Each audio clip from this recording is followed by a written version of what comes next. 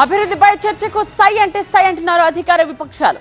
అసెంబ్లీలో చర్చిద్దామా, వరంగల్లో చర్చిద్దామా డిసైడ్ చేయాలంటూ సవాళ్లు విసురుకుంటున్నారు కాంగ్రెస్, బీఆర్ఎస్, బీజేపీ నేతలు.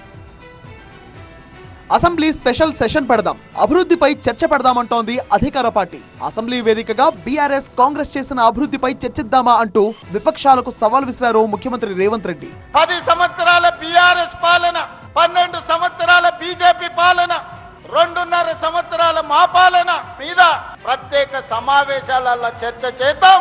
మీరు సిద్ధంగా ఉన్నారా?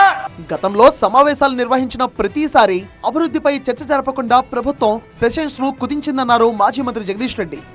మేము ఉత్తర రాష్ట్రాన్ని వచ్చి బాగుతున్నావా? చెత్త బాగుడంతా. నేనేమంటున్నా, నువ్వు సభ పెట్టు, ఎవరు వస్తారో ఎవరు రారో తెలుస్తాం. కేసీఆర్ కావాలి వీళ్ళ ముఖాలకి.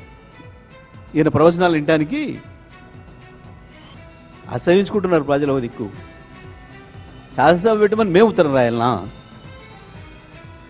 మేము ఉత్తరం రాస్తేనే వచ్చినాం నల్గొండకు. మరోవైపు బీజేపీ కూడా అభివృద్ధి విషయంలో చర్చకు రెడీ అంటూ సీఎం కు ప్రతి సవాలు విసిరారు కేంద్ర మంత్రి కిషన్ రెడ్డి. భారతీయ జనతా పార్టీ ఏం తెచ్చింది అనేటువంటి మూర్ఖులకు నేను ఈరోజు ఈ వరంగల్ గడ్డ నుంచి చిన్న నివేదిక ఇవ్వబోతున్నాను. మీరు తెలవకపోతే తెలుసుకోండి. కేసీఆర్ మాట్లాడతాడు, ఈరోజు రేవంత్ రెడ్డి మాట్లాడతాడు, రాహుల్ గాంధీ మాట్లాడతాడు.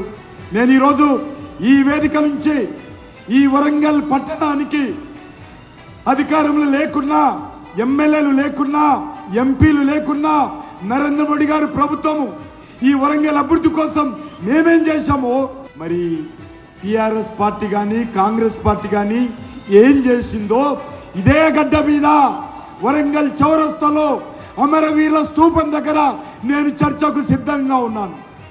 అసెంబ్లీ ప్రత్యేక సమావేశాల కోసం బీఆర్ఎస్ లేఖ రాయాలని కాంగ్రెస్ అంటే అధికార పార్టీ నిర్ణయం తీసుకునే విషయంపై తామెందుకు లేఖ రాస్తామని బీఆర్ఎస్ కౌంటర్ ఇస్తోంది.